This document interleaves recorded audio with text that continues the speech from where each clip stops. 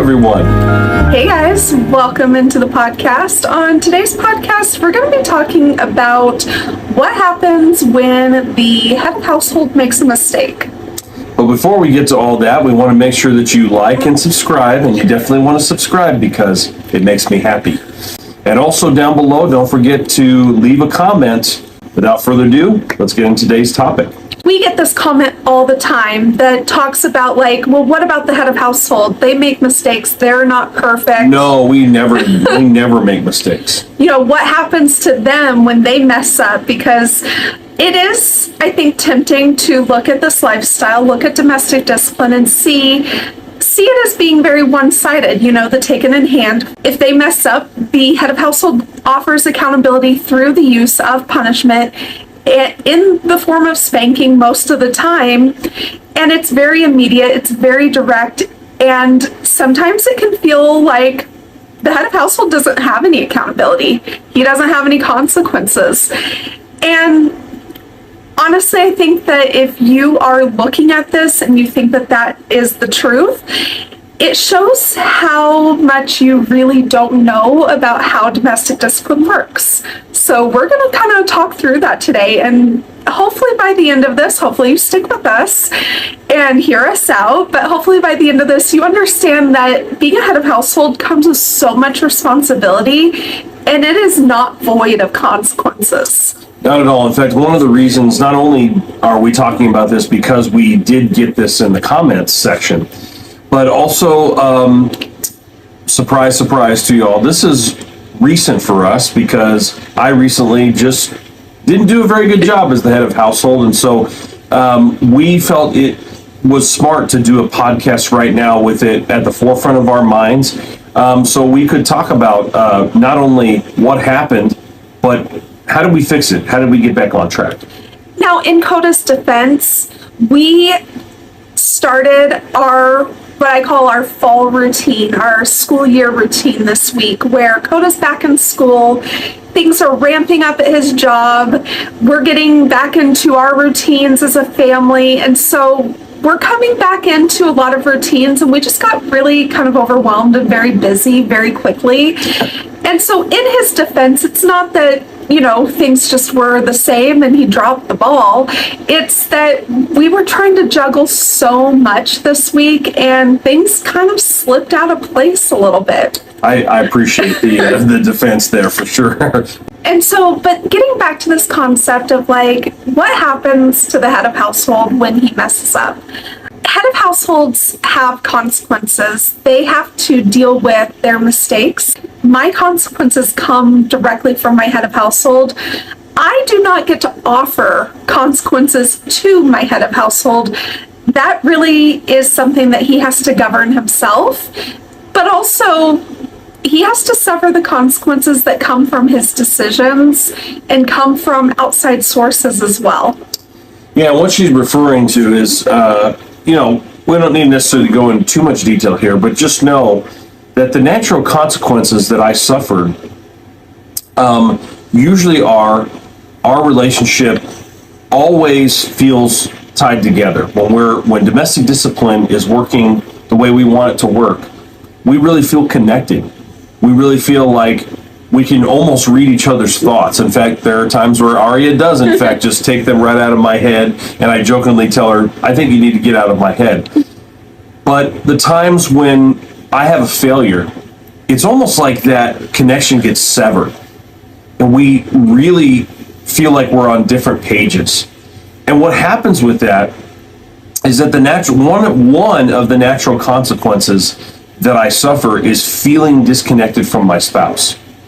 That I don't feel like we're on the same wavelength. I'm not able to know, I think the hardest part is I'm not able to even know if she's feeling good or she's feeling bad. And if she's feeling bad, how bad is she feeling? I mean, it gets to the point where you almost feel a little helpless because you can tell that your partner is not feeling well emotionally, but you don't know what to do about it. And then on top of that, you realize this is my fault.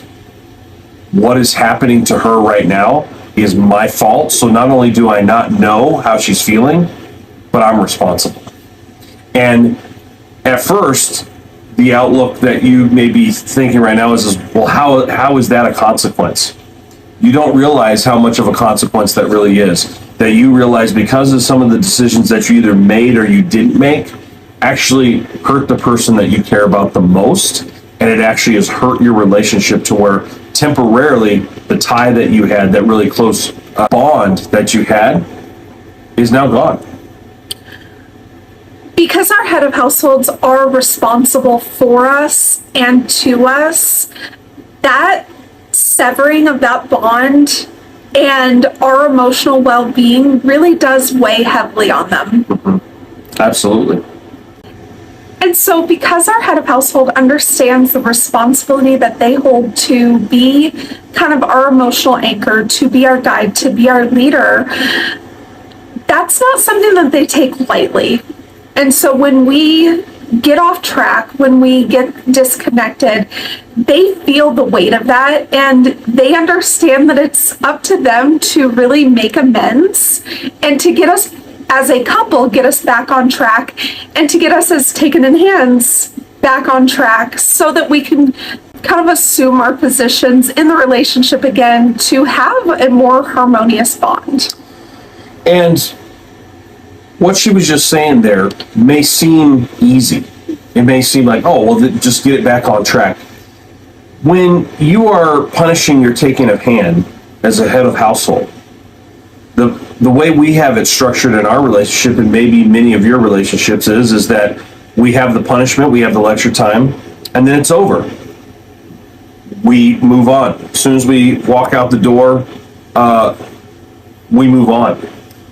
Head of households, because of what has happened, because of how the failure has come about and the connection being severed, it's not just as easy as saying you're sorry and then moving on. And especially with your taking in hands, it first takes time to figure out how deep the hurt goes. How much did you mess up?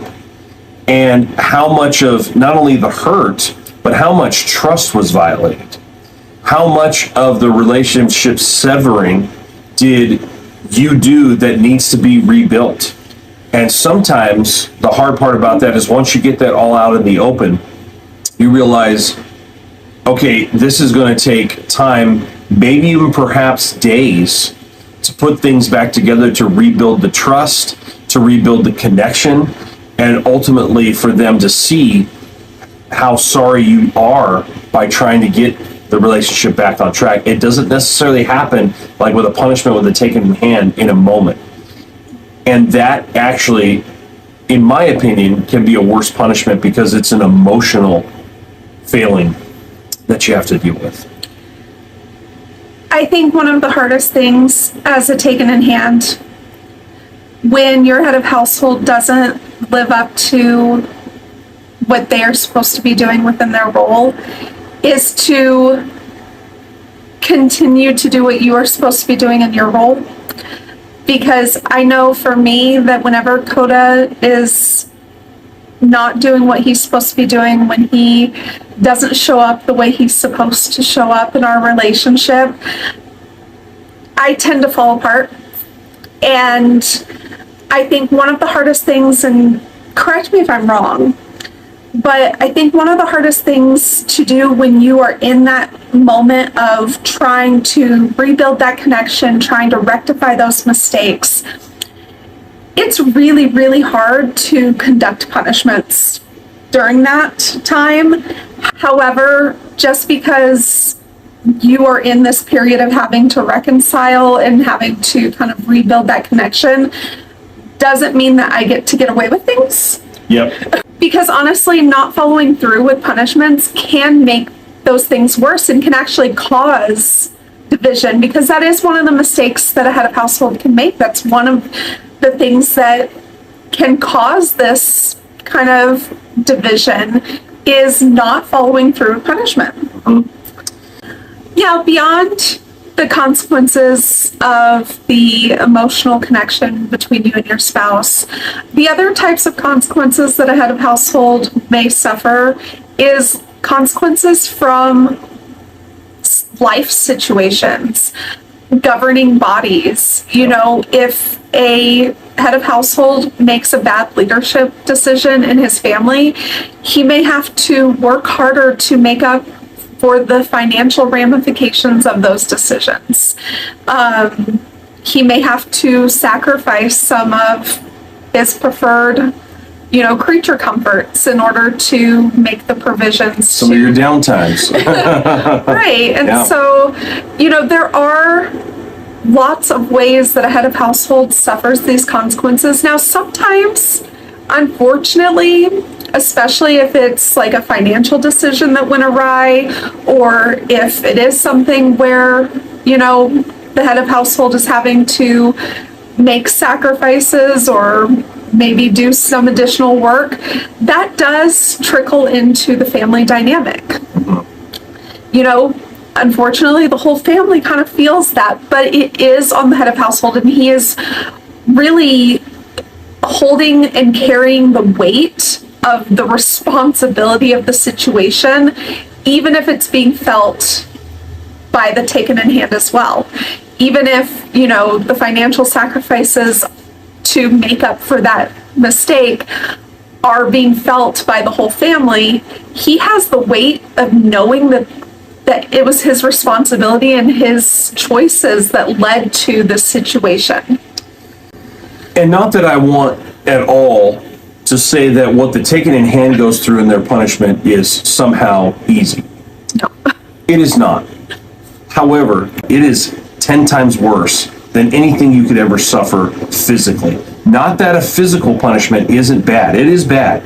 But knowing that you've hurt someone that you care about, that you've severed a temporary tie in the relationship and all the things that we've already covered, that is 10 times worse. And anyone who would potentially say, oh, that's not really a consequence, you've really truly never suffered in that way. And until you do, you won't really understand. But it is a terrible consequence to have to go through. Especially when you know that you are responsible. A head of household is responsible for his taken in hand. He's responsible for his entire household and everything that happens in it. So even the mistakes of the taken in hand are his responsibility to deal with. And so all of that really does weigh on a head of household, and they need to, again, show up in meaningful ways in order to avoid making mistakes. So I think what we should do to kind of round out this podcast is talk about what are some of the common mistakes that a head of household can make. Yep. And so that maybe you can avoid those.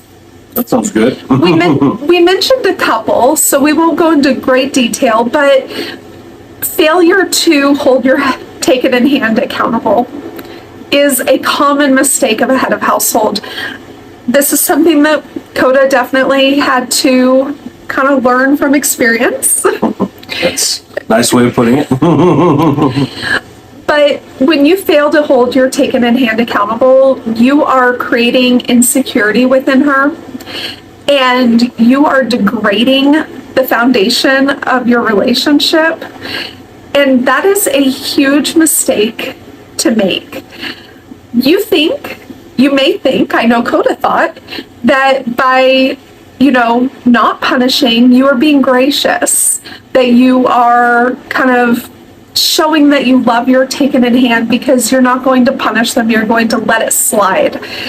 But really what you're doing is eroding the trust that they have in you to hold them accountable, and you are creating insecurity within them, and you are confusing them by not holding the expectations that you agreed to.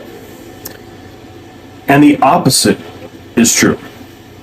Then, if you get too tyrannical in saying, well, now I really need to hold them responsible. I said I was going to hold them responsible to the rules, but again, not asking enough why questions and saying, okay, now I'm going to be so picky now that every little violation, I'm going to make sure you get punished for that, because after all, you told me to hold you to the rules. And so what can really transpire from that is not only that now you're being a little picky, but what happened in my instance is that I wasn't even holding myself to the same standards. I made some mistakes on some of the responsibilities that I needed to take care of, but was being tyrannical with her and holding her to every little thing that she did wrong. Without offering any guidance, without offering any warnings, without offering any type of verbal correction or, direction. And taking into account, is this large violation, medium violation, or is this just a small violation? Which, in that case, is this something that is okay for me to say, okay, I'm gonna let this one slide, as opposed to a big violation and letting that slide? Well, not even letting it slide, but just using verbal correction, because I don't think that you Right. should just not address it at all. Sure, But absolutely. not everything needs to be punished with a spanking, and that's what Right. you were reverting to.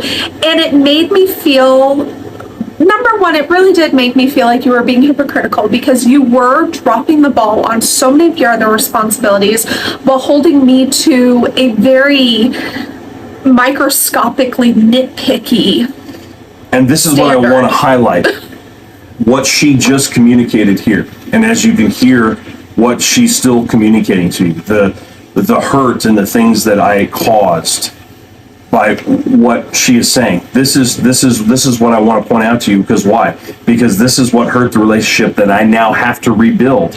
And this is this is one of the consequences, to be able to rebuild that trust and to rebuild that view that she did have, that as opposed to she has now, where potentially I was a hypocrite, and I was. And so you have to rebuild that. That's a tough consequence when you know you've hurt somebody that you care about. And so, yes, being too harsh, being too nitpicky, not offering any type of direction or conversation or guidance, that is a pitfall as well. Absolutely, absolutely. And so the big thing is that you really want to look out for these things, and ask more why questions even of yourself before you do something. Why am I doing this? Why is it important that I'm doing this? Or why is it not important that I do this? Really ask more why questions. Another mistake that a head of household can make is being lazy in his leadership. Absolutely. I think that when you're first starting domestic discipline, you are so focused on setting up your domestic discipline to be on a really good foot.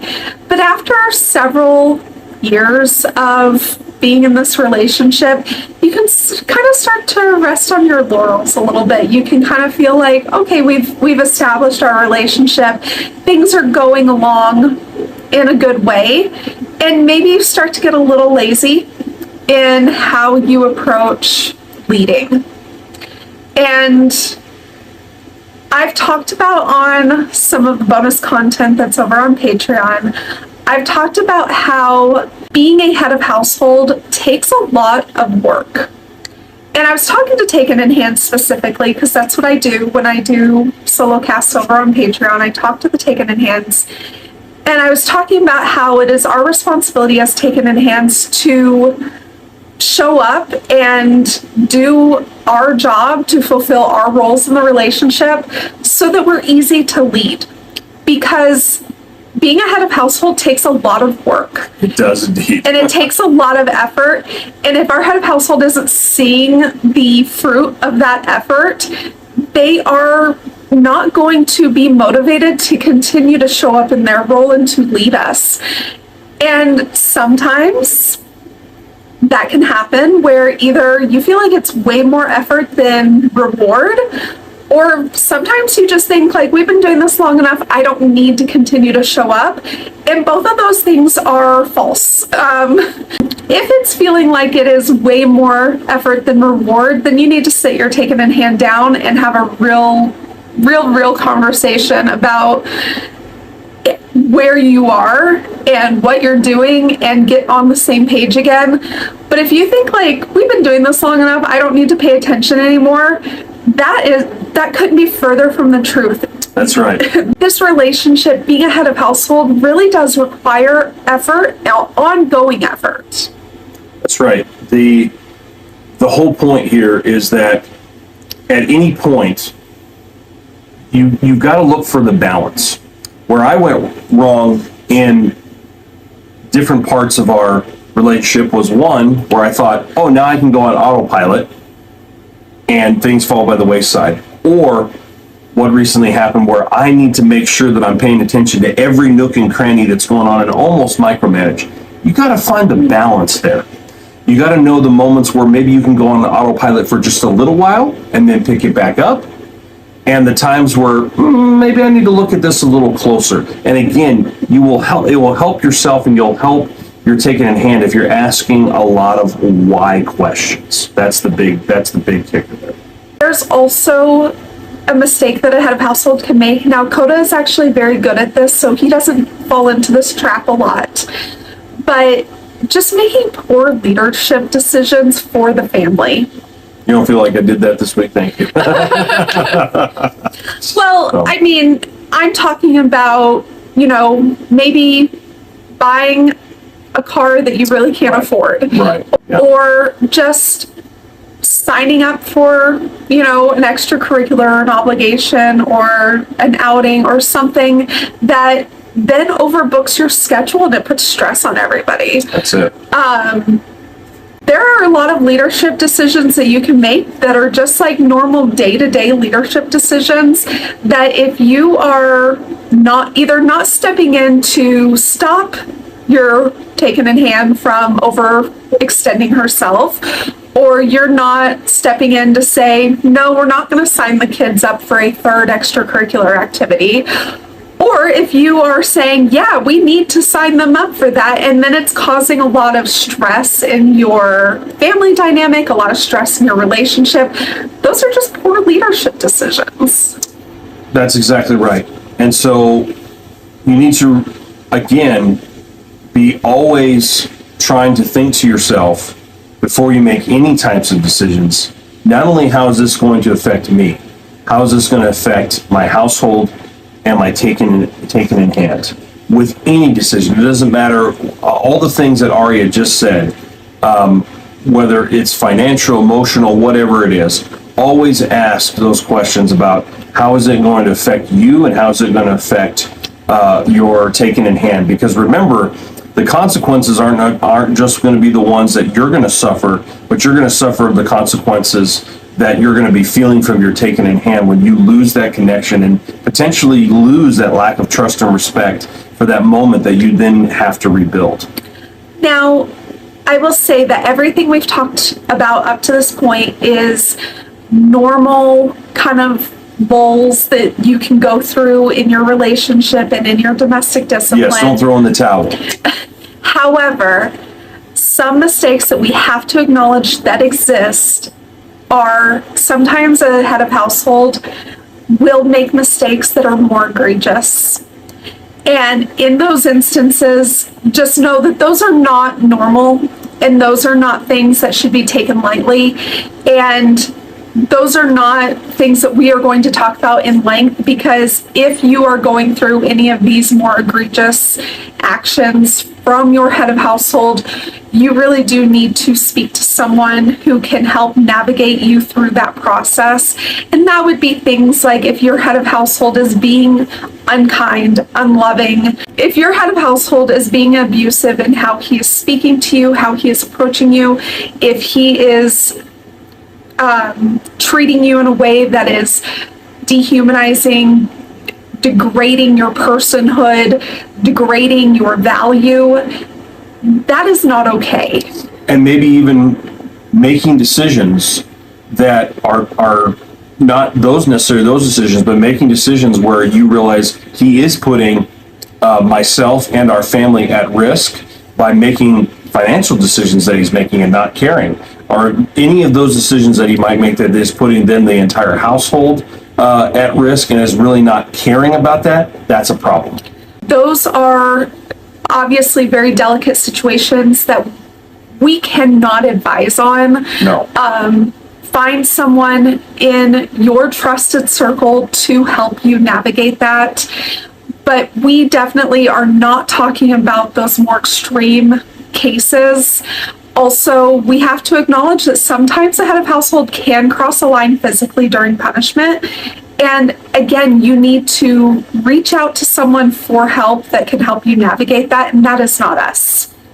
And the one thing that we've always emphasized on this podcast, and I want to emphasize again, everything done in a domestic discipline relationship is agreed upon by both parties. Both the taken in hand and the head of household have agreed about the rules, how things are supposed to be going, and at any moment, Arya can pull the card that says, we are not doing this anymore because I feel like you have crossed the line. And until we get things back on track and renegotiated and we talk about this, stop. We're not doing that. And so remember, especially even some of maybe our critics that may be listening and watching right now, that's always been the basis of what we talked about, and it's always the foundation of a good domestic discipline relationship. Both people have agreed to the terms. This is not a tyrannical, abusive relationship. Yes. And yeah, it's something that we both agree on. It's something that we both participate in. Yes. And again, I would never pull that card. I would never tell Coda that we are putting a pause on our relationship unless I felt unsafe and if I felt degraded or devalued. Absolutely. If it's just like, I know in my role as a taken in hand, I miss the mark. I make mistakes. I don't live up to my responsibilities, and I give Coda allowances to do the same. Where, I know he's not going to be perfect all the time. I know that he's going to miss the mark sometimes, and we can work through that. That's not, and I would never put a pause on our domestic discipline or, cause any undue strife in our relationship for those things. It's only if it went outside the boundaries of what we've agreed to, and we haven't gotten there yet. Thank goodness. That is outside of the realm of my character, and that's why I would say this would be a red flag even for her, because she would say this is not his normal behavior. This is not who he is, and so maybe you need to seek help at that point, especially if you're in this position where you are right now and that your head of household is acting that certain way and that's outside of the realms that they normally are. Seek help for not only yourself, but seek help for them as well. Yeah. So we just wanted to bring that up because we do not want to give the impression that you make allowances for egregious, unsafe, and uncharacteristic behavior from your head of household. If you are in a situation where it truly is crossing a line, definitely seek resources. Again, we are not that resource. We have no qualifications to offer advice in those situations. It really is better to find in-person advice from someone in your trusted circle. I think we hit it. Now, in the next podcast, we are going to be talking all about how a head of household can actually make those situations better, how they can make amends, how they can work on rebuilding those small breaks of trust or respect, and how they can really get their taken in hand back into their position under their authority after those little mistakes have been made. How do you rebuild the relationship? So thanks for joining us for this conversation. We really enjoyed it. And please leave us a comment and let us know what you think. Don't forget to like and subscribe. And remember, when you subscribe, it makes me happy. So please then hit that subscribe button. Maybe hit the bell so you're notified when we have a new podcast. And remember, if you want it in video, and also some bonus content, as well as access to our Discord, all of that is down below in our link to our Patreon. We'd really appreciate your support if you feel like you'd like to join our patrons. And again, thank you for joining this podcast today. Bye. Bye.